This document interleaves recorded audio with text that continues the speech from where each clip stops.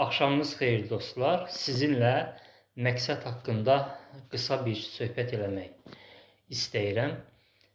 Mən hər zaman deyirəm ki, məqsədi kiçik olan insanlar heç vaxt böyük insan olmazlar. Xüsusən mən məktəbli uşaqlara, yəni şagirdlərə, tələbələrə, özüm kimi gənclərə hər zaman tövsiyə edirəm ki, məqsədiniz böyük olsun. Bilirsiniz, məqsəd böyük olanda o demək deyil ki, insan o böyük məqsədinə gedib çatacaqdır 100%. Ola bilər ki, çatmasın.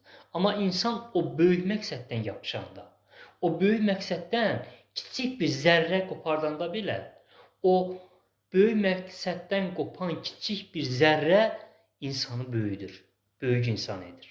Amma insanın məqsədi kiçik olanda, insan elə kiçik olaraq da qalır. Yəni kiçik şeydən, elə kiçik şeydən nə qoparda bilərsən?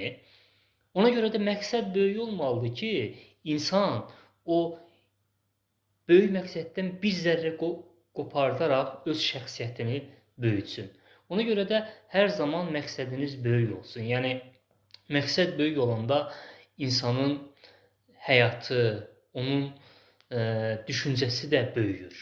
Bax, hər zaman çalışın, böyük məqsədlər uğrunda addımlayın. Sevgiler.